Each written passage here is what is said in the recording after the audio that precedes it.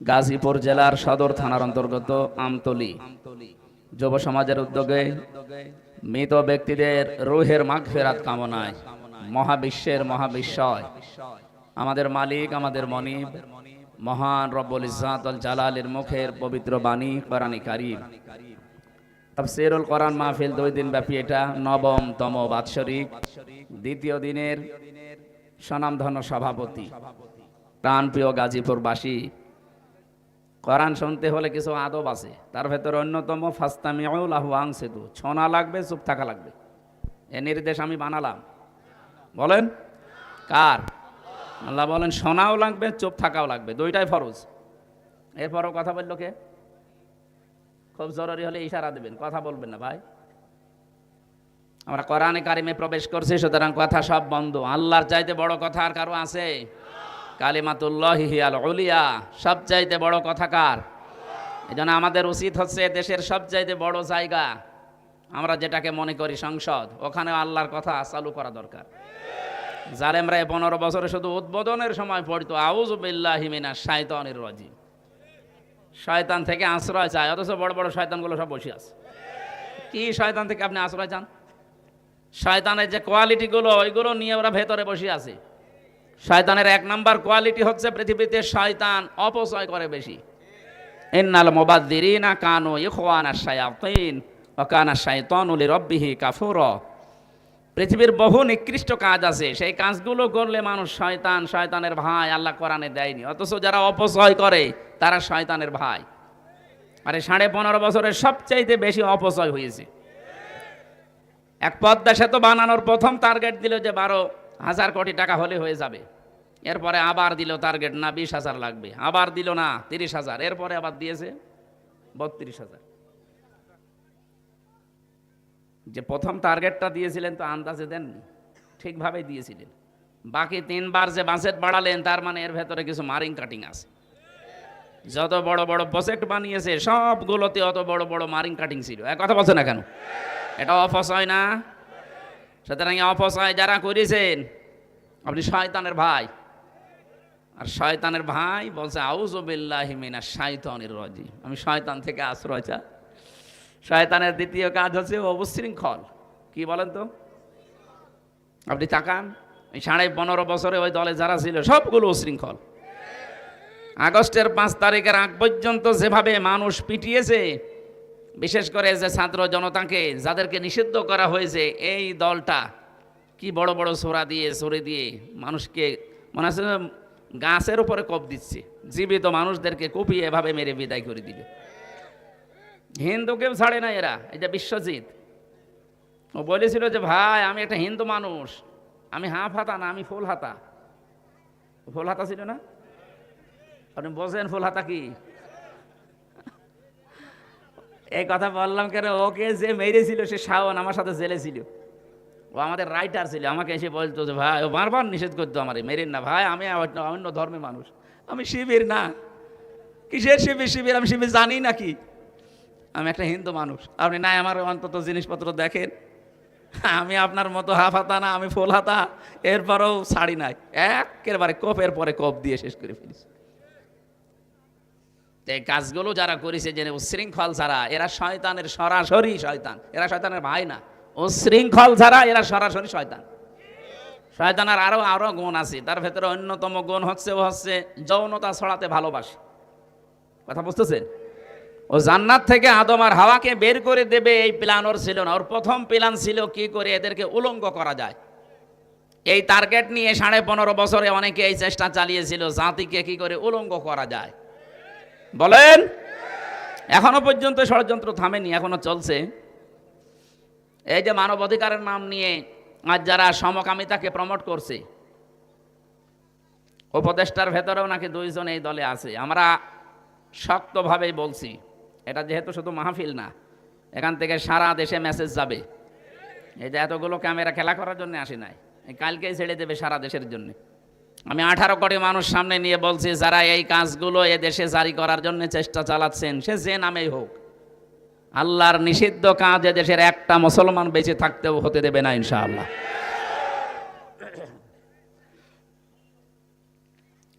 তো যৌনতাও ভালোবাসে, এজন্য আদম এবং হাওয়াকে কি করে উলঙ্গ করা যায় এরকম মন নিয়ে জান্নাতের মেন গেটে বসে বসে কাঁদছিল।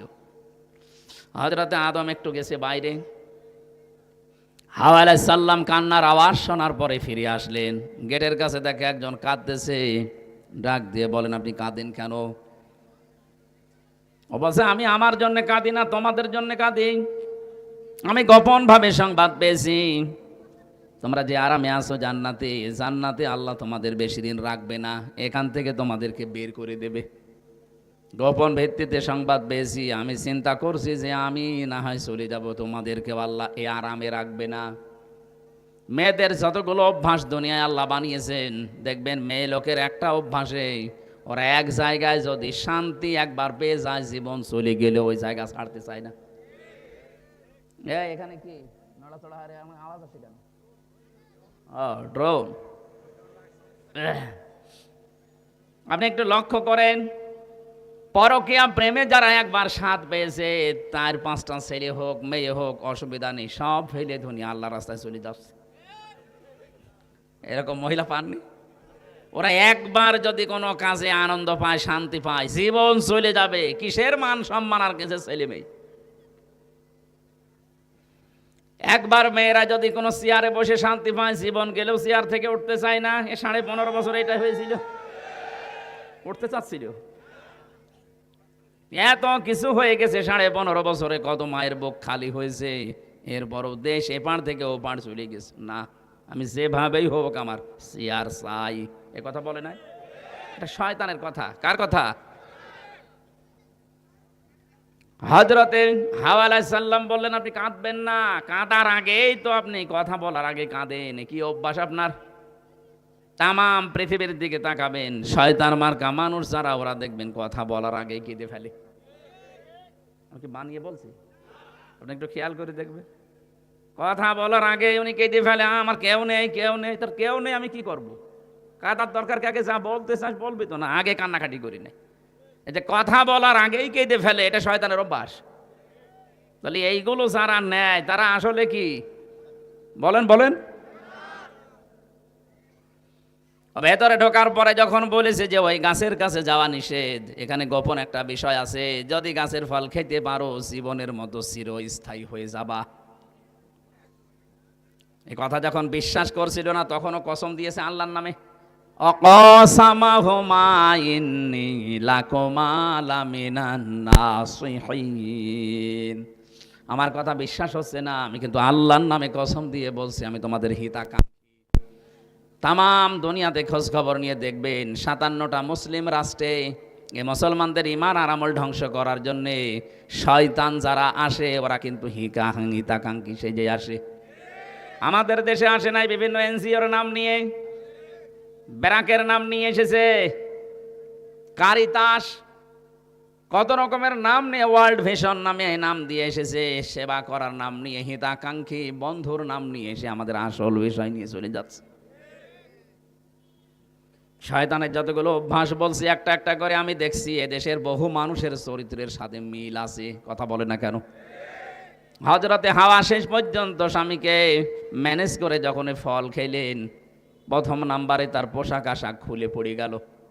শয়তান দূর থেকে লজ্জা স্থান দেখে খিলখিল করে হাঁটছিল। আমার প্রথম বিষয় এটা, শয়তান যৌনতা ছড়াতে ভালোবাসে। আজও যারা নিজের লজ্জা স্থান উলট পালট করে মানুষকে দেখাতে ভালোবাসে, বুঝবেন ওরে শয়তান দখল করে ফেলেছে। তাহলে শয়তান যৌনতা ছড়াতে ভালোবাসে, উচ্ছৃঙ্খলতা ছড়াতে ভালোবাসে, শয়তান অপচয় করতে ভালোবাসে। কথা বলেন না কেন? এই সমস্ত চরিত্রের মানুষগুলো সংসদে বসে বসে পড়তো, আউযু বিল্লাহি মিনাশ শয়তানির রাজিম। কিসের শয়তান তাড়া? আপনি তো নিজেই শয়তান, আপনাকে তো তাড়ানো দরকার ছিল। এই জন্য কোরআন কারীম যারা আমরা শুনতে এসেছি, আমাদের উচিত হবে চুপ করে থাকা আর শোনা। শয়তান অন্তত আশপাশে যেন না থাকে। এই জন্য শয়তান তাড়ানোর দোয়াটাও আমরা পড়ে নিলাম। কি আমরা যারা সত্যি এখানে এসেছি কোরআনে কারীম শোনার জন্য, আজ আমরা সৌভাগ্যবান। কারণ সবাইকে আল্লাহ কোরআনের জ্ঞান দেয় না। মাইয়ুরিদিল্লাহু খায়রা ইউফাক্কিহু ফিদ্দীন। আল্লাহ যার কল্যাণ কামনা করে তাদেরকে আল্লাহ কোরআনে কারিমের হাদিসের জ্ঞান দান করেন। এই এলাকায় বহু মানুষ আছে, আমরা জানি লক্ষ লক্ষ মানুষ এখানে হওয়ার কথা আজকে, কিন্তু মানুষ আমরা এসেছি যতটুকু, আল্লাহ অবশ্যই আমাদেরকে পছন্দ এবং নির্বাচিত করেছেন। হুয়াছে তাবাকু, আমি আল্লাহ তোমাদেরকে নির্বাচিত করে আজকে এই শ্রোতা বানিয়েছি। আল্লাহ যদি না চাইতেন জোর করে হলেও আপনি আসতে পারতেন না। কথা বলেন না কেন? এক সাহেবের ড্রাইভার ডাক দিয়ে বলছে, সাহেব আপনি তো ড্যান্সের পার্টিতে যাবেন, আপনি আমার একটু সময় দেন, আজান হয়ে গেল, আমি নামাজ পড়ি আছি। ও চিন্তা করছে কি একটা ভেজাল ড্রাইভার পেলাম বলেন তো, আমি এখন আনন্দ করব, ড্যান্সের পার্টিতে যাব, আর এখন নামাজ পড়তে যাই, এই নামাজ তো একটা ঝামেলা। নামাজ কি এটা? নামাজ যে ঝামেলা আপনি জানেন না? নামাজ কি ভালো জিনিস না ঝামেলা? না না, ভালো জিনিস কি বলছে? ইন্নাহা লাকাবীরাতুন, আল্লাহ বলেন নামাজ একটা বড় ভারী জিনিস, এটা ঝামেলা জিনিস।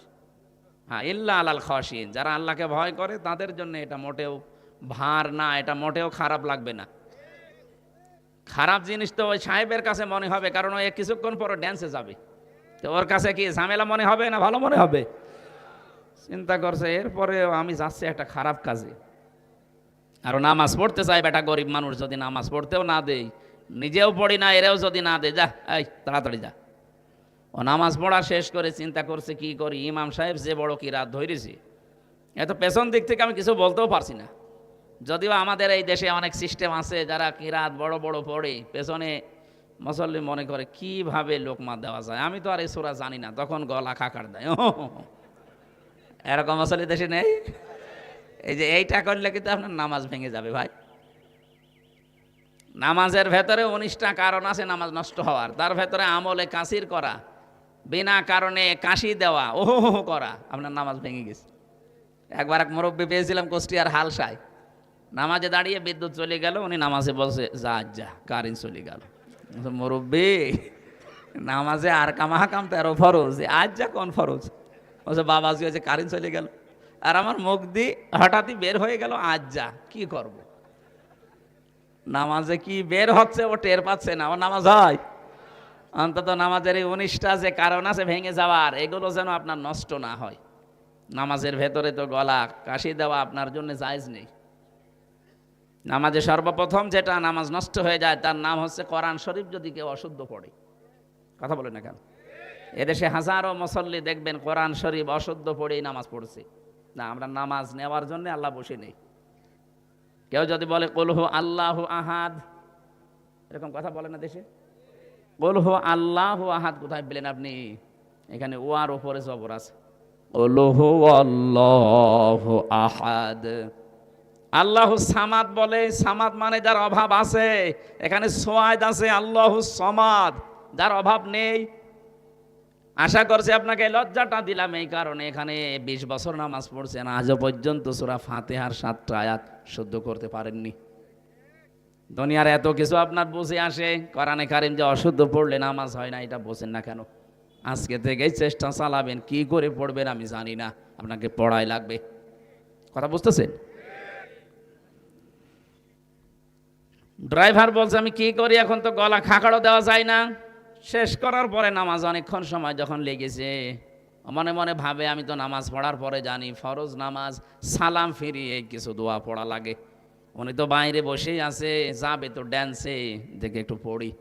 আয়াতুল কুরসি পড়ছে, আল্লাহুম্মা আনতাস সালাম ওয়া মিনকাস সালাম তাবারাকতা ইয়া যাল জালালি ওয়াল ইকরাম, এগুলো পড়তে আরম্ভ করিস। সাহেব চিন্তা করছে কি গো, নামাজ পড়তে ঢুকলো, সবাই বের হয়ে চলে যাচ্ছে, ও কি ঘুমিয়ে গেল নাকি? জ্বালানা দিয়ে উকি মেরে দেখছে, হাতের আঙ্গুল গুনতেছে। মনে মনে ভাবছে আল্লাহ, এ মাসের ভেতরে বিভিন্ন সময় ওরে টাকা দিয়েছি বাজার করার জন্যে, 1 মাসে কত টাকা আত্মসাৎ করেছে, একেবারে নিরালা হিসাব করছে। জ্বালানা দিয়ে ডাক দিয়েছে, ওই বেটা কিসের হিসাব করিস? যার হিসাব না তাহলে কর, আমি নামাজের পরে জিকির করছি আল্লাহর নামে। ও, ধারণাটা ভুল হয়ে গেল। কি এত দেরি করো, বাইরে যাবা না, আমার দেরি হয়ে যায়, তাড়াতাড়ি বের হও। ভেতর থেকে ড্রাইভার আওয়াজ দিচ্ছে, সাহেব যে মালিক আপনাকে এতক্ষণ পর্যন্ত বাইরে দাঁড় করিয়ে রেখেছে, ভেতরে আসতে দিচ্ছে না। ওই মালিক কেন অজানা একটা আবেশে, অজানা একটা হুকুমে আমাকে ভেতরে আটক করে রেখেছে, যেতে দিচ্ছে না। যারা এসেছি সত্যি আজকে তেলাওয়াতকৃত আয়াত থেকে এমন কিছু আমরা শোনার চেষ্টা চালাবো, আল্লাহ যেন আমাদের জীবনটা সত্যি সাকসেস করে দেন। যে আল্লাহ আমাদেরকে দয়া করে নিয়ে এসেছেন হাজারো মানুষের ভেতর থেকে, বলেন আলহামদুলিল্লাহ। দরুদ আর সালাম পড়ছে আমাদের নবী মুহাম্মদুর রাসূলুল্লাহ সাল্লাল্লাহু আলাইহি ওয়াসাল্লামের প্রতি। বিশ্বনবীকে আল্লাহ যত কিছু দুনিয়াতে দিয়েছিলেন সবগুলোর ব্যাপারে আদেশ হচ্ছে ওমা আতাকুমুর রাসূলু ফাখুযুহু, উনি যা দিয়েছেন তোমরা আঁকড়িয়ে ধরবা। ওমা নাহাকুম আনহু ফান্তাহু, যেটা নিষেধ করে ওইটা ছেড়ে দিবা। এই নির্দেশ কার? আপনি ওনার পুরা জীবনের সাথে মিলাবেন। বিশ্বনবী নেতৃত্ব দিয়েছিলেন 17 বছর বয়স থেকে একটা দল তৈরি করে, হিলফুল ফুজুল, শান্তির সঙ্গ। এই যে নেতৃত্বের গুণাবলী তৈরি করার জন্য আল্লাহ পাক তাকে ছোটবেলা থেকেই গড়ে তুলেছেন। পৃথিবীর যুবক যারা আছো, এই যুবক মানুষগুলো 17 বছর 18 বছর 20 বছর বয়স হলে কি করবে? হতাশ হয়ে দিকভ্রান্ত হয়ে ঘুরে বেড়ায়। এরা যে কি করবে নবীজিকে আল্লাহ সেটা দেখিয়েছেন। কথা বলেন ঠিক কিনা? এজন্য আমরা আজকে থেকে যাদের 15 বছর 16 বছর 17 বছর বয়স, আমাদের এই বয়সে যেহেতু শয়তান বেশি টার্গেট করে, আক্রমণ করে, আমরা নবীর মতো শান্তির সঙ্গ যেখানে পাবো ওই দলে ভর্তি হয়ে যাব। যে দল পৃথিবীতে শান্তি প্রতিষ্ঠা করতে চায়, নেতৃত্বের গুণাবলী তৈরি করতে চায়, আজ দেশে হাজারো মানুষের নেতা হতে চায়, রাজনীতি করতে চায়, নেতৃত্বের কিছু কোয়ালিটি লাগে। আন্দাজে নেতৃত্ব দেওয়া যায় না, দাবিও করা যায় না। নেতা হওয়ার জন্য পড়া কোরআন শরীফের ভেতরে আমি 7টা কোয়ালিটি পেয়েছি। কয়টা? এই দেশে যারা নেতৃত্ব দিচ্ছে, এসে ছাত্রদের বলেন, বুড়াদের বলেন, যারাই নেতৃত্বে আছেন, নেতা যারা, আপনি কয়েকটা বলছি দেখেন তো একটা মেলে কিনা। 1 নম্বরে কেউ যদি নেতৃত্ব দিতে চায়, নেতা হতে চায়, তাহলে তাকে পুরুষ মানুষ হওয়া লাগবে। মহিলা নেতৃত্ব দিতে পারবে না। এটা আমি বানালাম। হ্যাঁ, সূরা নিসা 34 নম্বর আয়াতের প্রথম অংশে আছে আর রিজালু কাওয়ামুনা আলান নিসা। আল্লাহ পাক বলেন পুরুষরা হবে নেতৃত্ব দানকারী আর মেয়েরা থাকবে তাদের আন্ডারে। এই সঠিক কথাগুলো আজ 53 বছরে কোরআনের এই অনুষ্ঠানগুলোতে বলা হয় না। মানুষের জন্য এই কথা শুনলে নতুন মনে করে, এ আবার কি বলছে? এটা কি নতুন কথা? বলেন বলেন, আপনারা তো বলতে দেননি এতদিন। এটা না বলতে বলতে নেতৃত্বের এই জায়গাগুলোতে তাকান। আমরা হয়েছি যোগাইলি আর ওরা রাজমিস্ত্রি।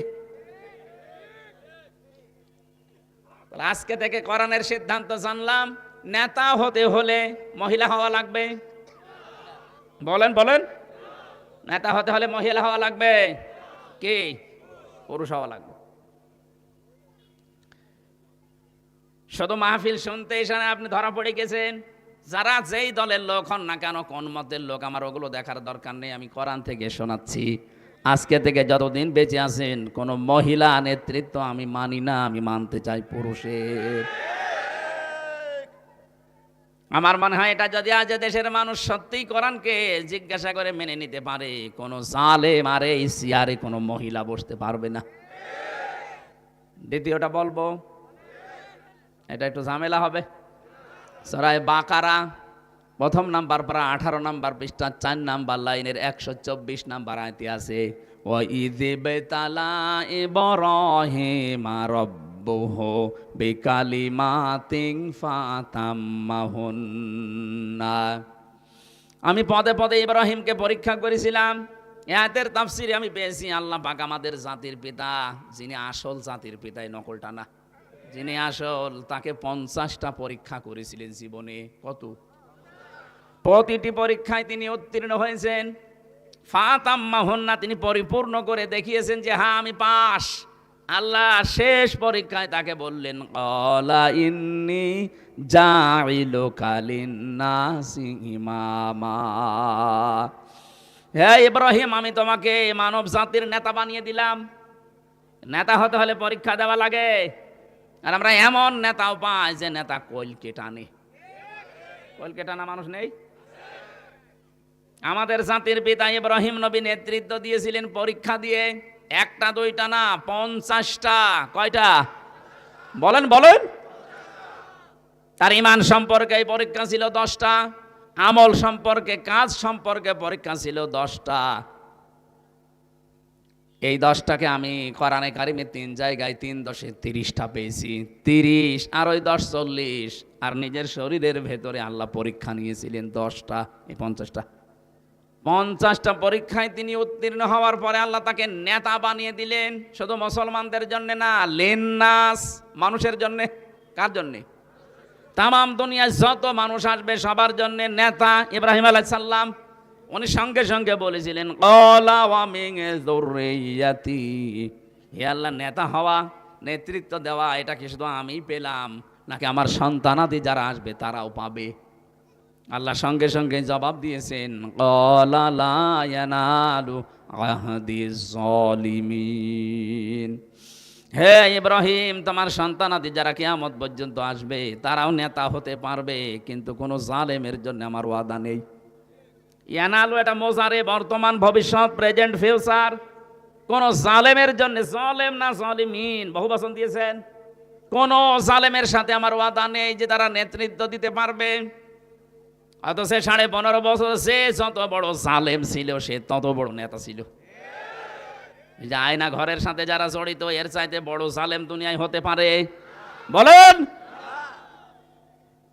আমাকে 10 দিন রেখেছিল ওই মাটির নিচে। কিছু কিছু মানুষকে দেখেছিলাম, এটা এত বড় বড় নখ হয়ে গেছে, চুল দাড়ি গোপ মনে হচ্ছে জঙ্গল থেকে বের হচ্ছে। আর ভাই 2 মাস 5 মাস না, ওই লোকটা আছে 8 বছর 10 বছর 14 বছর। তাও যদি এভাবে আরামে রাখে তত থাকা যায়। এই যে পায়ের ভেতরে এভাবে হাত দেয়, আমি নিজে দেখেছি পায়ের ভেতরে এভাবে হাত দিয়ে, সামনে যে লোহার ব্যারিকেড আছে এই রডের সাথে হাত হ্যান্ডকাপ দিয়ে লাগিয়ে দেয়। 2 মিনিট 5 মিনিট থাকলেই তো মানুষের মাজা ব্যথা হয়ে যাওয়ার কথা। আমার 10 দিনে এমন ব্যথা হয়েছে এই পেছনে এখনো পর্যন্ত এই হাড়ের ভেতরে ব্যথা করে। আমার সাথে মুফতি ফখরুল ভাই ছিলেন, উনি দেখতাম 60 হয়ে হাত পা ছেড়ে দিয়ে ঘুমিয়ে আস। এই জেলখানার এই ফাঁসির কন্ডেম ছেলে, আপনাদের এই গাজীপুরের কাশিমপুর 4 নম্বরে। রাতের বেলা মাঝে মাঝে বলতাম, ভাই আপনি এইভাবে করে শুয়ে পড়েন। আচ্ছা হামজা, তোমার সাথে কি হয়েছে আমি জানি না, তবে আমাকে নিয়ে এইভাবে রেখেছিল যে শুয়ে থাকা যে কত বড় নিয়ামত এটা আমি এখন টের পাচ্ছি। আমি যে হাত পা ছেড়ে দিয়ে এভাবে 60 হয়ে শুয়ে পড়ি, এটা আমার জন্য একটা নিয়ামত। আমার 1 দিন 2 দিন না, বছরের পর বছর এইভাবে রেখে দিয়েছিল। 1.5 মিনিট থেকে 2 মিনিট সময় দিত টয়লেট করার জন্যে। 50 ছোলা কয়েকটা দিত, সকালে 30-40টা ছোলা দিত, তাও তো পচা। দুপুরবেলা খাবার দিয়েছে মনে হচ্ছে কেউ মাখিয়ে দিয়েছে।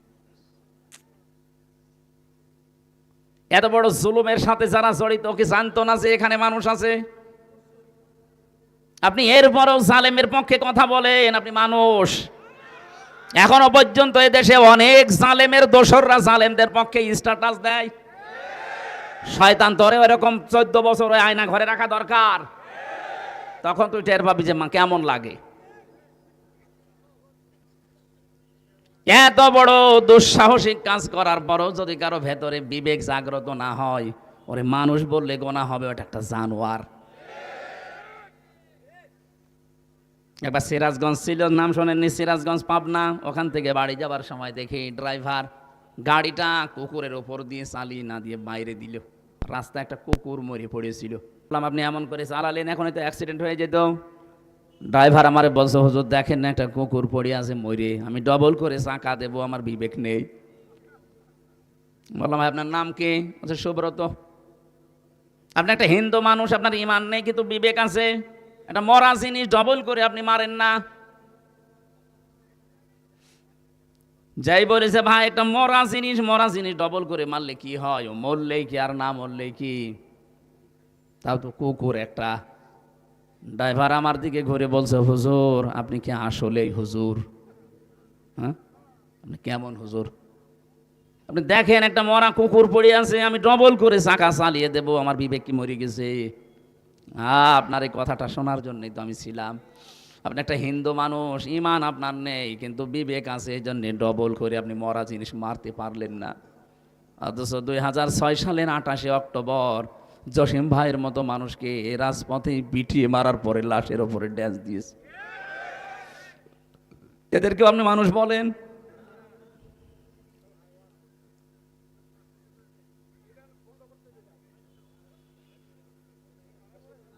হ্যাঁ, এটা ডিস্টার্ব হলে বন্ধ করে দিন। কি সমস্যা কি আপনাদের?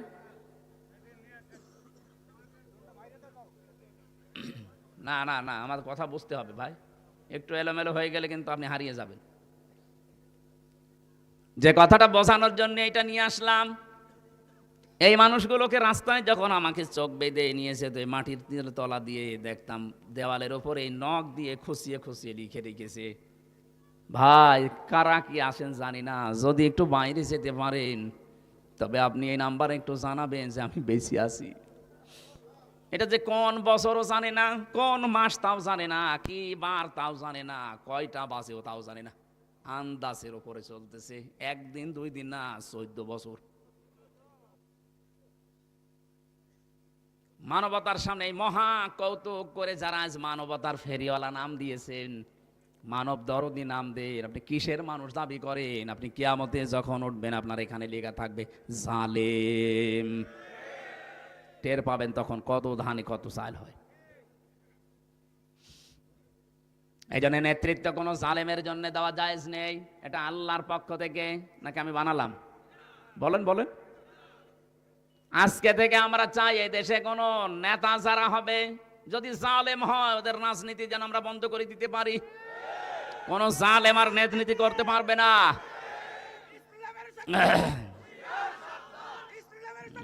ঠিক আছে, আমার মনে হয় এখন যে সময় চলছে, যারা জালেম ছিল আমরা তো জানি, কারা মিথ্যা মামলা দিয়ে, মিথ্যা সাক্ষী দিয়ে, সাদাবাজি করে, গুম করিয়ে, খুন করিয়ে, আয়না ঘরের সাথে জড়িত থেকে যারা অত্যাচার করেছেন এই 15.5 বছর, আমরা চাই তাদের নামের তালিকা করে করে মোড়ে মোড়ে টাঙিয়ে দেন। কিয়ামতের আগে কোনো জালেম যেন এলাকায় ঢুকতে না পারে। এটার দ্বারা 2টা উপকার হবে, দেশে জুলুম বন্ধ হয়ে যাবে। দ্বিতীয়ত, যারা সামনে চেয়ারে আসবে ওরা চিন্তা ভাবনা করে, না এরকম করলে আমাদেরও এরকম চালিয়ে দেবে জনগণ। আমাদের উচিত হচ্ছে কোন জালেম যেন চেয়ারে বসতে না পারে। এটা আল্লাহর ফায়সালা, এটা আমি বানালাম। যারা নেতা হবে জালেম হতে পারবে না, যারা নেতৃত্ব দেবে মহিলা হতে পারবে না। আরো যে গুণগুলো আছে আমি আজকে না, আমি তাফসিরে প্রবেশ করছি। আল্লাহ আমাদেরকে মুহাম্মদ রাসূলুল্লাহর কোয়ালিটি অর্জন করার তৌফিক দেন, বলেন আমিন। সূরা আলে ইমরান 200টা আয়াত আছে, একটা মাত্র আয়াত পড়েছি, 14 নম্বর আয়াত। এখানে 6টা বিষয় আল্লাহ বলেন আমি আকর্ষণীয় করিয়ে দিয়েছি তোমাদের কাছে। মিলাবেন, দেখবেন অনেকের জীবনে মিলে যাবে।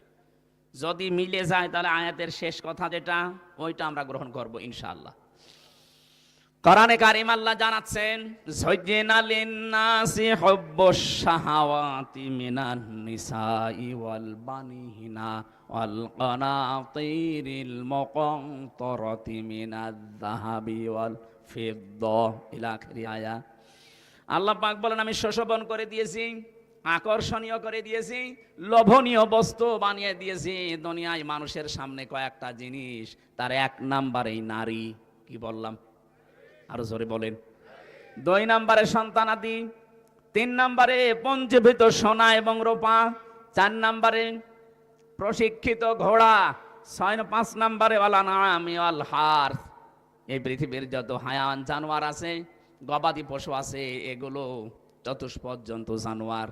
6 নম্বরে 7 নম্বরে তাদের জন্য শস্য ক্ষেত, মাঠের জমি জায়গা। এগুলো আল্লাহ যালিকা মাতাউল হায়াতিদ দুনিয়া, দুনিয়ার সম্পদ। এগুলো কিসের সম্পদ? এগুলো দুনিয়ার সম্পদ। পৃথিবীর যত মানুষ পাঠিয়েছি প্রত্যেকের কাছে এগুলো আকর্ষণীয়, লোভনীয়। আল্লাহু ইনদাহু হুসনুল মাআব, আমি আল্লাহর কাছে আছে উত্তম বাসস্থান। এটা বাংলা অর্থ ছিল। 1 নম্বরে আল্লাহ যাদের নাম দিয়েছেন তার নাম স্ত্রী। তার নাম কি? যায়্যানা লিন-নাসি হুব্বুশ শাহাওয়াত। আমি জীবিত মানুষদের জন্য আকর্ষণীয় করিয়ে দিয়েছি এই পৃথিবীর প্রথমেই নারীকে। কি মানুষের জন্য বললাম? জীবিত। বলেন না কেন?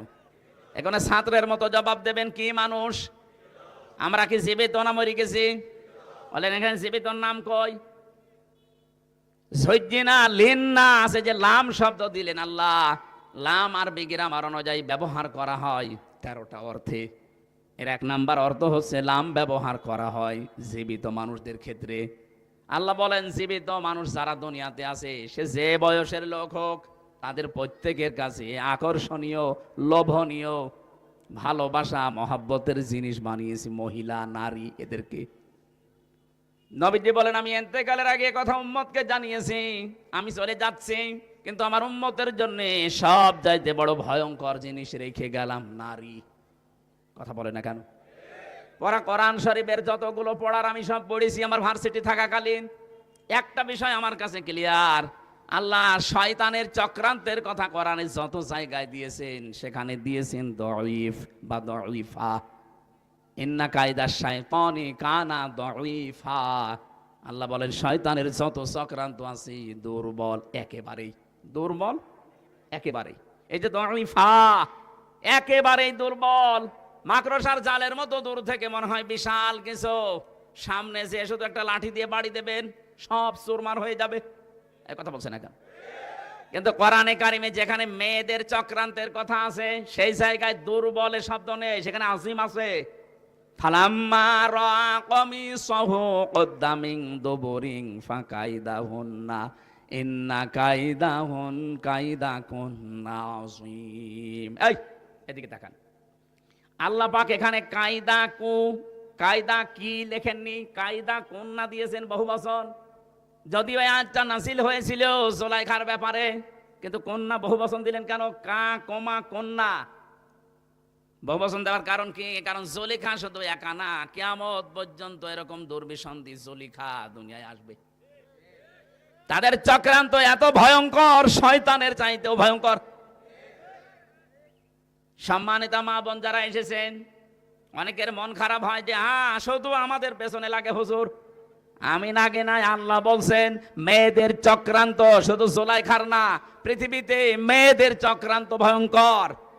ওরা চক্রান্ত যদি শুরু করে একটা সাজানো সংসার শেষ করে দেয়।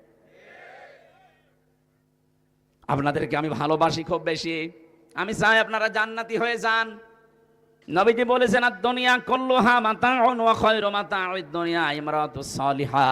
পৃথিবীর সব কিছুই তো সম্পদ, এর ভেতরে উত্তম সম্পদ হচ্ছে আল্লাহওয়ালা মেয়ে মানুষ। মেশকাত শরীফের হাদিস, মেয়েরা যারা এসেছেন ভালো করে মিলাবেন। কোন মহিলা যদি নেককার হতে চায়, কোন মহিলা যদি সত্যি জান্নাতের 8টা দরজায় খুলে রাখতে চায় দুনিয়ায় জীবিত থাকতে, যে আমি জীবিত আছি, জান্নাতের 8টা দরজায় আমার জন্য খোলা থাকবে। হযরতে খাদিজাকে যেভাবে আল্লাহ নিজে সালাম পাঠিয়েছেন দুনিয়ায়, জান্নাতের দরজাগুলো তাকে ডাকতে থাকবে আসো আমার দিকে।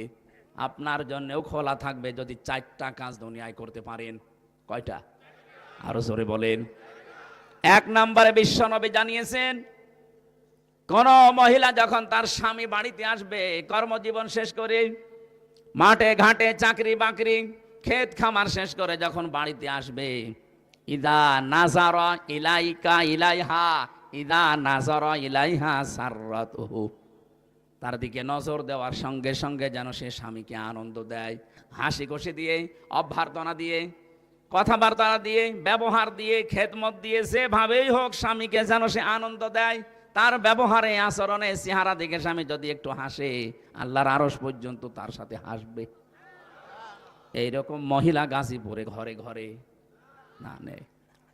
মেয়েরা কথা বললে যে রাগ করেন, দেখেন তো একটা স্বামীও বলছেন এই কি মহিলা আপনি বলেন, একটা স্বামীও তো বলতে পারতো না আমারটা ঠিক আছে, কেউ বলছে না, তাও ক্যামেরা আমার দিকে ঘোরানো। কথা বলে না কেন? আমি হাসির জন্য বলছি না, আজ 100টা পরিবারে এই সমস্যা। কিসের আলেম, কিসের পীর, কিসের সাধারণ মুসল্লি, সব। অথচ ওরা জান্নাতে যাওয়ার জন্য 2 পায়ে খাড়া হয়ে আছে। আপনি শুধু নামাজ পড়ে রোজা রেখে কালো বোরকা পরে জান্নাতে জীবনও যেতে পারবেন না। কারণ সে কয়টা ফরজ কাজ, তার ভেতরে এটা একটা, স্বামীকে আপনাকে আনন্দ দেওয়া লাগবে। এ কথা বলছেন না কেন? একেবারে ইমানদারি কথা বলবেন, সত্য কথা, মিথ্যার আশ্রয় নেবেন না, তাহলে কবিরা গুনাহ হবে। বুকে হাত দিয়ে আল্লাহর দিকে তাকিয়ে বলেন তো আমি আমার স্ত্রীর প্রতি 100% সন্তুষ্ট। হাত তোলেন তো একজন,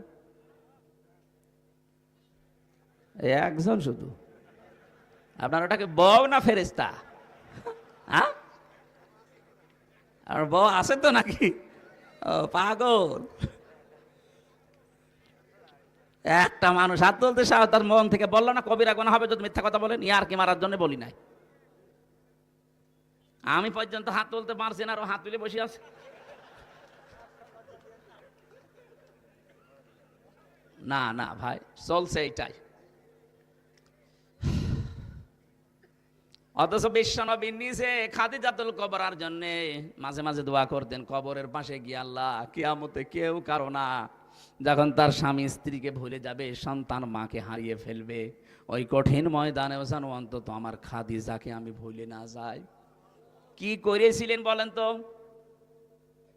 হযরতে খাদিজা বলেন, গভীর রজনীতে যতবার আমার সামনে দিনের দাওয়াত দিয়ে বাড়িতে আসতো, তার কি করে খুশি করা যায় সেই কাজে আমি নিজেকে নিয়োজিত রাখতাম। আল্লাহ সালাম এমনি পাঠায়নি, তারপর জীবন পুড়ে দেখেন কি করেছিলেন স্বামীর জন্যে। জীবনে যা ছিল স্বামীর কথার বাইরে একটা কিছু করেননি, সব বলেছেন যখন আপনি চান সব আপনার জন্য দিয়ে দিলাম। আর আপনি ক্যান্সার হয়ে মরে যাবেন, ওর 14 ভরি সোনা আছে, 1 ভরি বেচতে গেলে কোন যায় লাগে, অথচ ওই সোনা আপনি নিজেই কিনে দিয়েছেন। কথা বলছেন না? দ্বিতীয় নম্বরে পেয়েছি ইদা গাবা জাওজাতিহা হাফিজাতুহু, যখন তার স্বামী বাইরে যাবে তখন ওই মহিলা নিজের যতটুকু সম্ভ্রম ইজ্জত আছে এটা হেফাজত করে রাখার চেষ্টা চালাবে। অনেক মহিলা আছে নামাজও পড়ে, রোজাও রাখে, দেখি হজও করে এসেছে, স্বামী বাইরে গেলে বাইরের পুরুষের সাথে তখন পরকীয়া প্রেমে লিপ্ত হয়। মোবাইলে তো আছে, এমনকি অন্য পুরুষকে বাড়িতে ডেকেও নিয়ে আসে। বলেন সুবহানাল্লাহ। আহা, আপনি নামাজ পড়েন, কিসের নামাজ পড়েন আপনি? আপনার এই নামাজ বাদ দিয়ে দেওয়া দরকার। নামাজ যদি আপনাকে পরপুরুষের সাথে গল্প করায় বন্ধ করতে না পারে, তো সেজদা দিয়ে সময় নষ্ট করেন কোন কারণে? কথা বলেন না কেন? আল্লাহর নবী মুহাম্মদুর রাসূলুল্লাহ 3 নম্বরে বলেন, স্বামী যদি তাকে কোনো আদেশ করে, সে স্বামীর আদেশ যদি জায়েজ হয়, ওইটা জীবন চলে গেলেও সে ওইটা মানে। ঠিক আছে, আমি নিজে স্বামী, আমি আমার ঈমান থেকে বলছি, কোরআন সামনে নিয়ে, একটা মানুষ অসুস্থ হওয়ার জন্য, একটা মানুষকে অশান্তিতে থাকার জন্য আমার মনে হয় এই বাংলাদেশে 100 ভাগের 98 ভাগ দায়ী তার বউ। একটু যদি ছাড় দিয়ে চলতে পারতো যে আমার জন্য লোকটা করে নাকি, ওই জায়গায় যদি আমি থাকতাম তো 2 দিনও ঠিকই থাকতে পারতাম না। মাথার ঘাম পায়ে ফেলে যে লোকটা এই করে, আর আমি একটু থেকে একটু হলে আন্দাজে তার নামে উল্টাপাল্টা কথা বলি, ধারণা করি। আমি এত জান্নাত পাওয়ার জন্য আশা করে আছি, কিসের জান্নাত পাবেন আপনি? আপনি তো জাহান্নামী হয়ে বসে আছেন। বিশ্বনবী জানিয়েছেন 4 নম্বরে, যে স্বামী বাইরে থাকবে কিন্তু ওই মহিলা নিজের স্বামীর সম্পদ এবং সন্তানকে দ্বীনের পথে চালানোর চেষ্টা চালাবে। শুধু চালানোর চেষ্টায় চালাবে না, নিজের স্বামীকে অতুইনু আলা জাওজাতিহা অতুইনু আলা দীনি জাওজাতিহা, তার স্বামীকে সে দ্বীনের পথে চলার জন্য উৎসাহ দেবে। স্বামী যদি দিনের কোনো কাজে, ভালো কোনো কাজে আঞ্জাম দেয়, যদি তার কাছে সময় কম দিতে পারে, তখন চিন্তা ভাবনা করবে কি করে স্বামীকে আরো উদ্বুদ্ধ করা যায়। কোন মহিলা যদি সত্যি স্বামীকে উদ্বুদ্ধ করে, দিনের কাজে চলতে ফিরতে সাহায্য করে, ও বিবি হালিমা, বিবি রহিমার সাথে কিয়ামতে জান্নাতে থাকতে পারবে। নারীদেরকে আল্লাহর নবী ভয়ঙ্কর বললেন, যে এদের মতো ফিতনা, এদের মতো ভয়ঙ্কর জিনিস আমি আর তোমাদের জন্য রাখলাম না। আজ তামাম দুনিয়ার দিকে তাকিয়ে আমরা যেটা দেখি, সব পাপের মূল হয় মহিলা, নাই জমি জায়গা।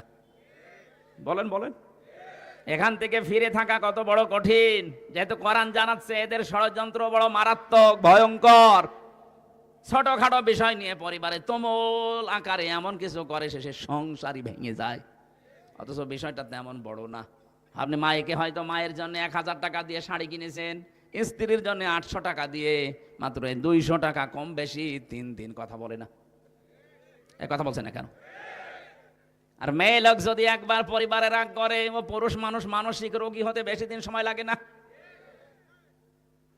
ডাক্তার এখন পরীক্ষা করে জানাচ্ছে, মেয়েদের জন্য স্বামীকে আনন্দ দেওয়ার যতগুলো জিনিস আল্লাহ দিয়েছেন, এই পুরুষ মানুষ মানসিক শান্তি পাওয়ার জন্য যদি মেয়েদের কাছে আসে, তার স্ত্রীর কাছে, ও সারাদিনের পরিশ্রান্ত শরীরের অর্ধেক আমার আল্লাহ দূর করে দেয়। আমার মানে হাদিসটা পুরো উল্টিয়ে ফেলেছি আমরা। সারাদিনের পরিশ্রান্ত শরীর ওর কাছে নিয়ে যাওয়ার পরে মানসিক শান্তি দূরের কথা, অর্ধেক ক্লান্তি দূর না, আরো ক্লান্তি সেই বসে যে কি মুখ না মনে হচ্ছে পেশা বসে আছে। এরকম বউ আছে কার বাড়ি? হাত তোলেন তো। একজন, দুইজন, তোলেন তোলেন, কোনো ভয় নেই, ক্যামেরা আমার দিকে মারা, তোলেন হাত।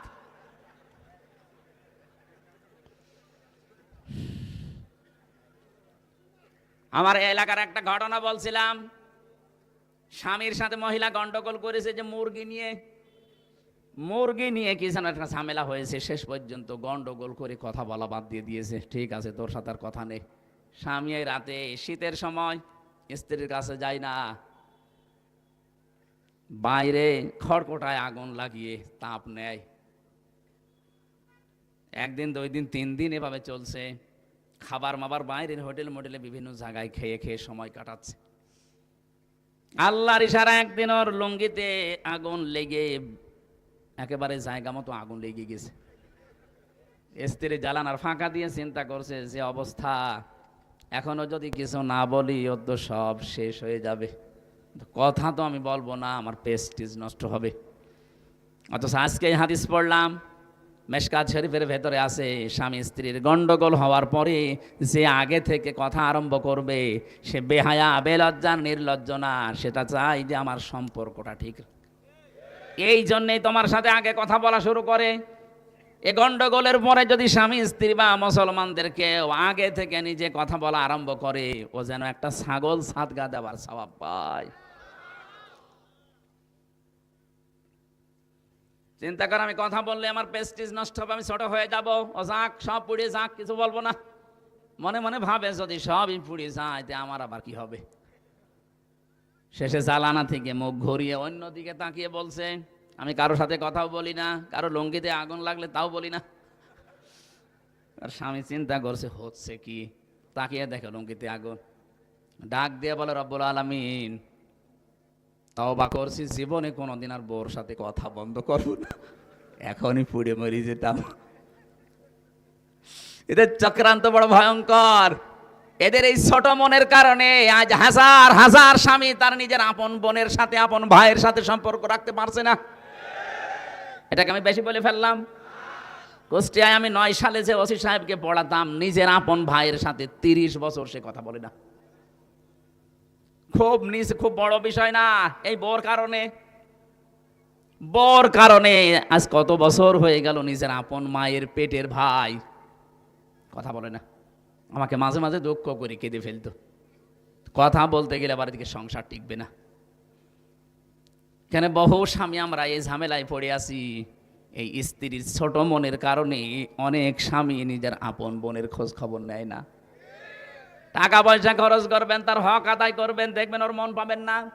অথচ বিশ্বনবী নিজে বলেন, আমি যখন নবুয়ত পেয়ে আসলাম, নবুয়ত পেয়ে আসার পরে আমি ভয় পেয়েছিলাম জিবরাইলকে দেখে। ডাক দিয়ে বললাম, খাদিজা আমাকে ঢেকে দাও, জাম্মিলুনি, আমি ভয় পেয়েছি। হযরতে খাদিজা ওই দিন সেই কটা কথা বলেছিলেন তার প্রথম নাম্বারে, কাল্লা, কখনোই না, আল্লাহি মা ইয়াখজিক আল্লাহু আবাদান। হে আমার স্বামী, হে আবুল কাসেম, ভয় পান কেন? কোনো ভয় নেই আপনার। আল্লাহ কখনো আপনাকে লাঞ্ছিত, অপমানিত, ভয় ভীতি দেখাবেন না। ইন্নাকা লা তাসিলুর রহিমা, কারণ আপনি রেহেমের সম্পর্কগুলো ঠিক রাখেন, আত্মীয়তার সম্পর্ক, রক্তের সম্পর্ক আপনি ঠিক রাখেন। আপনাকে আল্লাহ জিন, পরি, ভূত, পেতনি এগুলো দিয়ে ভয় দেখাবে না, আপনি কখনো ভয় পাবেন না। স্ত্রী বলছে, অথচ এই স্ত্রীর কারণে আজ হাজারো মানুষ আমরা নিজের আপন আত্মীয়র সাথে সম্পর্ক রাখতে পারছি না। এই কথা বললি না কেন? হ্যাঁ, ওই মহিলা যাকে আপনি বিয়ে করে নিয়ে আসলেন, ওর যদি আপন বোন থাকে, সে বাড়িতে 10 বার আসবে মাসে, কোনো বিরক্ত নেই, কোনো প্রশ্ন নেই। তা আপনার নিজের আপন বোন, আপন ভাই যদি মাসে 2 বার আসে, বলে আর জায়গা নেই, শুধু এখানে আসে, এক কথা বলছে না কেন? এরকম ছোট মন কেন আপনার? মনটা একটু উদার করতে পারেন না? কি মনে হয় আপনার এগুলো দুনিয়ার সম্পদ? এই পৃথিবীর মর্যাদা আল্লাহর কাছে একটা মশার ঠ্যাঙের মতো নেই। সম্মানিত মা বোনেরা, আমি জানি আপনি মন খারাপ করছেন, সত্যি আল্লাহর কোরআন সামনে আমি আপনাকে ভালোবাসি, আপনি জাহান্নামী হয়ে যাচ্ছেন এই ছোট কাজের কারণে। আরে ভাই, 100 বছর পরে তো আপনিও থাকবেন না, আমরাও থাকবো না কি? 100 বছর পরে এখানে যারা আছি একটা মানুষও থাকবেন? বলুন। নতুন মানুষ সব এখানে এসে চাষ করবে, আর আমরা সব মাটির বাসিন্দা। এমনকি 100 বছর পরে যদি আপনি যেই বাড়ির জন্য, যে ঘরের জন্য আপনার স্বামীকে তার বোনের সাথে সম্পর্ক রাখতে দিলেন না, যেই ঘরের জন্য, যেই বাড়ির জন্য, জমি জায়গার জন্য, ফ্ল্যাটের জন্য, দোকানদারির জন্য তার আপন ভাইয়ের সাথে সম্পর্কটা আপনার কারণে নষ্ট করে ফেলেছে, আপনি 100 বছর পরে এই বাড়িতেই সাজগোজ করে যদি আসেন, আপনার নাতির নাতি যারা তারা আপনাকে আর চিনবে না। আপনি যদি দাবিও করেন যে আমি কিন্তু এই বাড়ির বাসিন্দা ছিলাম, আগে এই বাড়ি আমি বানিয়েছি, ও বলবে বাদ দাও। এটা বলবে না? এক কথা বলেন না কেন? বলবে না?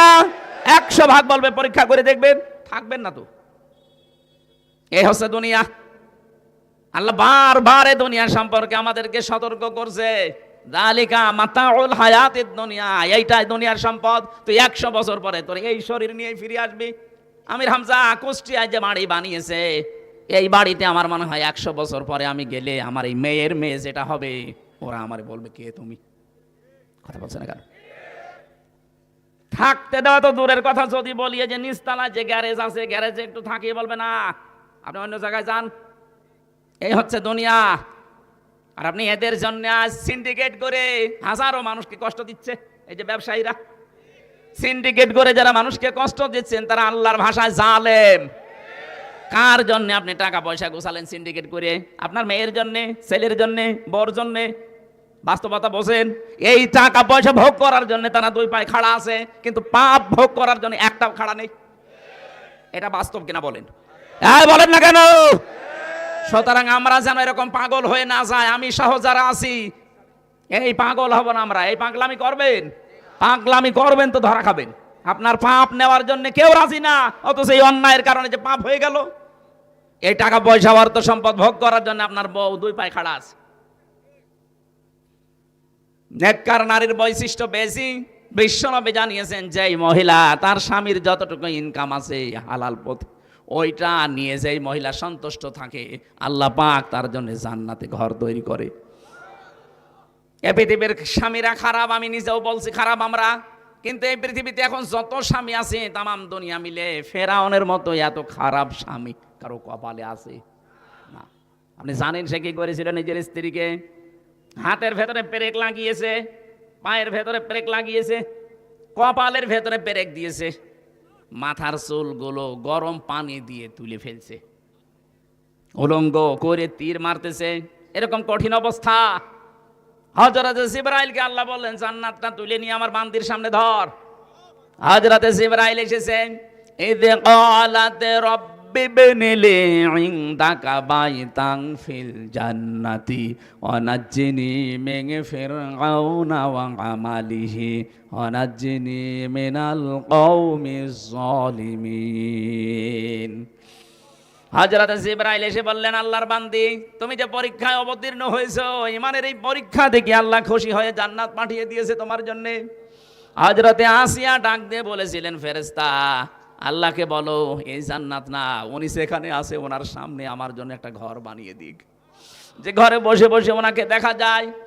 আর আল্লাহকে বলো, রব্বুল আলামিন, আমার স্বামী আমার উপরে যা করছে, আমার হাতে পায়ে পেরেক লাগানো, কপালের ভেতরে শলাকা দিয়েছে, আমার মাথার উপরে গরম তেল ঢেলে দিয়ে চুলগুলো সব তুলে ফেলেছে, আমাকে পাথর মারার জন্য, তীর মারার জন্য উলঙ্গ করে দাঁড় করিয়ে রেখেছে। এই কঠিন অবস্থা দেখে আল্লাহ তুমি আমার স্বামীর উপরে রাগ করো না, আমার স্বামীর এই জুলুম দেখে তুমি রাগ করো না, এবং কে জালেমদেরকে জুলুম করাচ্ছে তাদের উপরও তুমি রাগ করো না। তুমি একটা কাজ যদি করতে চাও তাহলে এই জুলুম থেকে আমাকে বাঁচাও, কিন্তু আমার স্বামীর উপরে তুমি রাগ করো না। স্বামী কি আল্লাহর ওলি ছিল? এত বড় খারাপ স্বামী দুনিয়া কেন আছে? এরকম কঠিন পরিস্থিতিতেও তুমি স্বামীর জন্য বরদোয়া দেননি, আর তুমি সব পাওয়ার পরে মাসে 2টা সাবান কম হলে উল্টা পাল্টা গালি দাও। তুমি জান্নাত পাওয়ার জন্য 2 পায়ে খাড়া। মরে দেখো, জান্নাত না তোমাকে জাহান্নামের তলদেশে আল্লাহ দিয়ে দেবে। বিশ্বনবী মেরাজ থেকে ঘুরে এসে বলেছিলেন, আমি মেরাজে মহিলাদেরকে 2টা কারণে জাহান্নামে বেশি দেখেছি। 1 নম্বরে কুফরি করা, সাহাবীরা বললেন, হুজুর ওরা কি কুফরি আল্লাহর সাথে করে? বলে না, স্বামীর সাথে। স্বামীর সাথে কুফরি করে কি করে? নাফরমানি করে স্বামীর সাথে, এইভাবে সব দিয়েছে সারা জীবন পুরুষটা। একদিন যদি বছরে একটা জিনিস কম হয় তখন খোঁটা দেয়। এরকম মহিলা দেশে নেই। আমি তো বাস্তব কথা বলছি ভাই। যাদের পরিবারে এরকম মহিলা আছে, ওর দুনিয়া শেষ, আখেরাতও শেষ। হয়তো কিছুদিন আপনি শান্তি শান্তি পাবেন দুনিয়ায় ভোগ করার জন্যে করা জিনিস। এই যে পঞ্জীভূত সোনা রূপা ব্যবহার করে না, শুধু বিয়েতে ব্যবহার করবে বলে সোনা কিনতে আছে।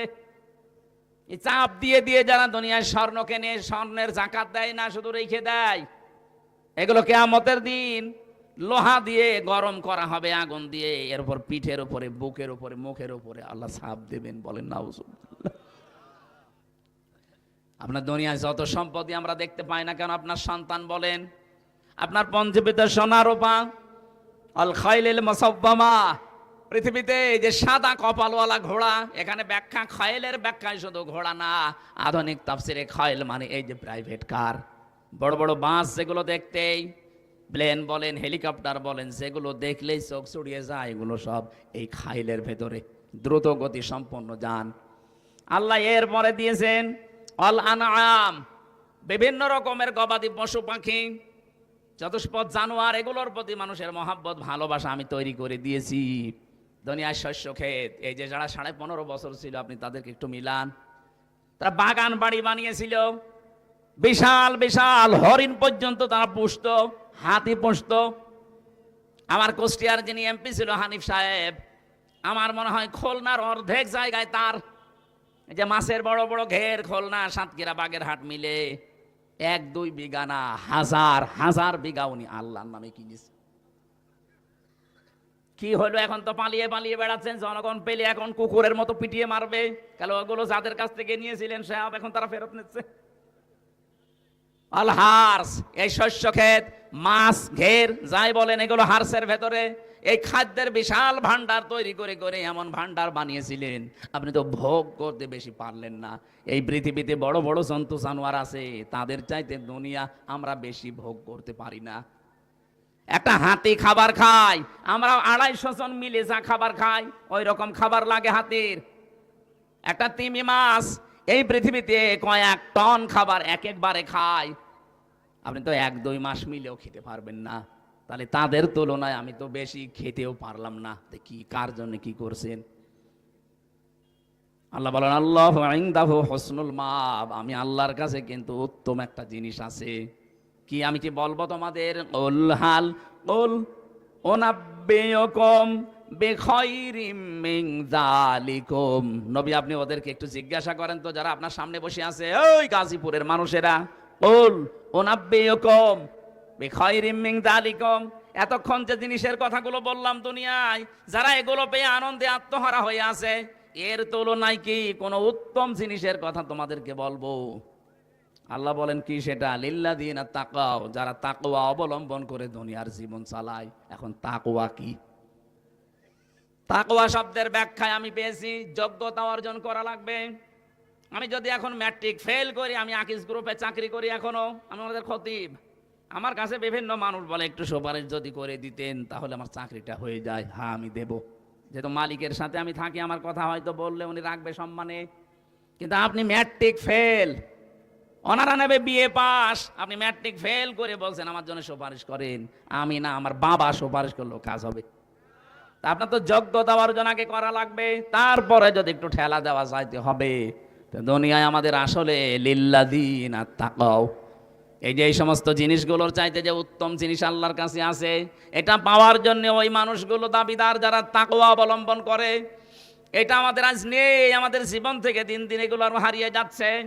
ও গাজীপুরবাসী, আমি সহ যারা এসেছি এই মুহূর্ত থেকে, তাকওয়ার 1 নাম্বার ব্যাখ্যা শোনেন। নিষিদ্ধ জিনিস যার কাছে আছে, ওটা আল্লাহর জন্য ঘৃণা করে ছেড়ে দেওয়ার নাম তাকওয়া। যারা এতদিন ঘোষ খান, আজকে আল্লাহর নামে আল্লাহর দিকে তাকিয়ে নিষিদ্ধ কাজ এটা পায়খানার মতো ছেড়ে দেবেন। কথা বলে না কেন? যারা সুদ খান, এই যে 1000 টাকা ছেড়ে রাখে, 1000 টাকায় প্রতি মাসে আরো 200 টাকা বেশি পায়। এই এলাকায় মনে হয় এখনো নেই।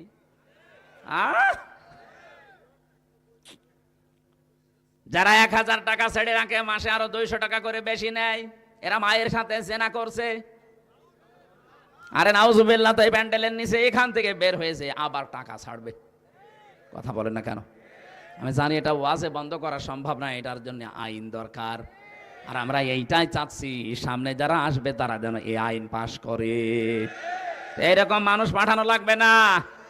যদি আপনি পাঠান আনিসুল হকের মতো, আরো আল্লাহর আইনগুলো তুলে দেবে। যদি হাসান মাহমুদের মতো মানুষ পাঠান, ও শয়তান দেশটাকে ধ্বংস করবে, সব শেষ করে দিয়েছে। এখনো শয়তানের কথাবার্তারা দেখেছেন, বলছে আমরা বিএনপির সাথে মিলে আন্দোলন করব গণতন্ত্র পূর্ণ উদ্ধারে। এর জবাই করা দরকার শয়তান। নির্বাচন ব্যবস্থাটা ধ্বংস করার পেছনে এই শয়তানগুলো দায়ী। এই আনিসুল হক একটা, এই হাসান মাহমুদ একটা।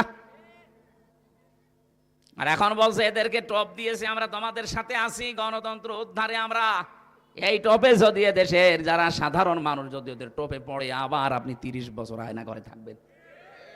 আপনি টের পাননি আপনার মাকে এতিমের মাল আত্মসাতের মামলা দিয়ে বছরের পর বছর জেল খাটিয়েছে, অথচ সেই টাকার মামলা দিয়েছে, ওই টাকার কয়েক গুণ বেশি টাকা ব্যাংকে পড়িয়েছে। তারে তো আরো পুরস্কার দেওয়ার দরকার ছিল। এই মিথ্যা মামলা দিয়ে হিংসার বশবর্তী হয়ে তার জীবনটাই নষ্ট করে দিল। সাবেক 3 বারের প্রধানমন্ত্রী এই দেশে, সেনা প্রধানের স্ত্রী, প্রেসিডেন্টের স্ত্রী, এরপরেও যদি তার এই অবস্থা হয়, এখন যদি আবারও কেউ ওই সন্তানদের ফাঁদে পা দেয়, আমার মনে হয় দেশটা আরো 30 বছর পেছিয়ে যাবে। তাকওয়ার ব্যাখ্যা একটাই, আসল ব্যাখ্যা এটা। দুনিয়াতে যেটা নিষিদ্ধ শুধু ছেড়ে দেবেন না, নিষিদ্ধ কাজগুলো ঘৃণা করে ছেড়ে দেওয়ার নাম তাকওয়া। সুতরাং যাদের মোবাইলে এমন এমন দৃশ্য আছে, এমন এমন গান সেভ করা আছে, যেগুলো নিজে দেখলে আনন্দ লাগে, অন্য কেউ দেখলে আপনি লজ্জা পান, এটা ছেড়ে দেওয়া লাগবে। এই কথা বলছেন না কেন? বলেন বলেন। এরকম কিছু যদি মোবাইলে থাকে এক্ষুনি ডিলিট করেন, এক্ষুনি করেন। এখন থেকে ওয়াজের আমল হবে। কারা কারা ডিলিট করবেন হাত তোলেন তো। দেখি দেখি আপনার মোবাইল দেখি। ওই জয় দাঁড়িয়ালা, ওই মোবাইল নিয়ে আসো, দেখি দেখি কি আছে, দেখে তারপরে দেখি ওয়াজ। বাটন মোবাইল, এই জন্য তুমি বলছো। গাজীপুরে মানুষ চালাক আছে।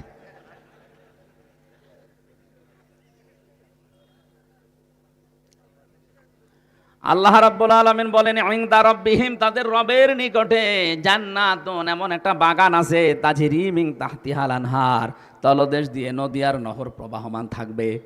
ও বাংলার মানুষেরা, দুনিয়ায় কিছুই যদি আমরা না পাই কোনো আফসোস নেই। মরণের পরে আল্লাহ যদি এই জিনিসটা আমাদের জন্য দিয়ে দেয়, আমার জীবন সফল। খালিদিনা ফিহা, চিরকাল থাকতে পারবেন।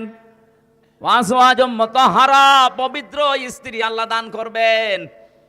সেই মানুষগুলোর ভেতরে এই যে মাসে 3 দিন 5 দিন 7 দিন না পাক, এটা থাকবে না। তাদের চেহারা এত সুন্দর করে আল্লাহ বানিয়েছেন, এত পবিত্র করে, যত রকমের পল্ল পোশাক তাদেরকে পরানো হবে, এই শরীরের ভেতর দিয়ে ক্যালসিয়াম পর্যন্ত পোশাকের মাঝে দেখা যাবে। আল্লাহ জীবনে যদি আমরা কিছু না পাই, অন্তত জান্নাতের একটু জায়গা হলেও আমাদেরকে দিও, বলেন আমিন। আল্লাযীনা তাতাওয়াফাহুমুল মালায়েকাতু তাইয়্যিবিনা ইয়াকুলুনা সালামুন আলাইকুম উদখুলুল জান্নাতা বিমা কুনতুম তা'মালুন।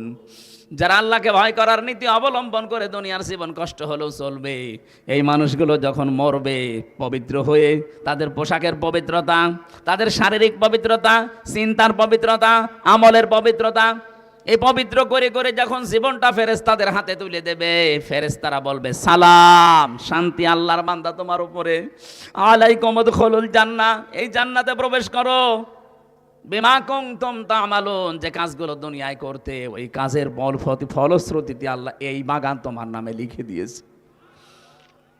ওয়ারিদওয়ানুম মিনাল্লাহ, আল্লাহ বলেন আমি আল্লাহর সব চাইতে বেশি তোরে রাজি হয়ে গেলাম। আকবার, ওয়ারিদওয়ানুম মিনাল্লাহ, আমি আল্লাহর পক্ষ থেকে সব চাইতে বড় নিয়ামত, আমি তোর উপরে রাজি হয়ে গেছি। জান্নাতে প্রবেশ করিয়ে যদি আল্লাহ বলে বান্দা তোর উপর আমি রাজি হয়ে গেছি, এর চাইতে আর কিছু লাগবে? তামাম দুনিয়ার মালিক আমি হলাম, 100 বছর ক্ষমতায় থাকলাম, মরে গেলাম, আল্লাহ বললো যা জাহান্নামে যা। তো এইরকম কিয়ামত পর্যন্ত থাকায় আমার কোনো লাভ নেই, কারণ আমরা তো মুশরিক কাফেরদের মতো না, আমরা বিশ্বাসী। কথা বলে না কেন? আমরা যেহেতু বিশ্বাসী, এই বিশ্বাসটার সামনে কাজে লাগিয়ে জীবন চালাবেন।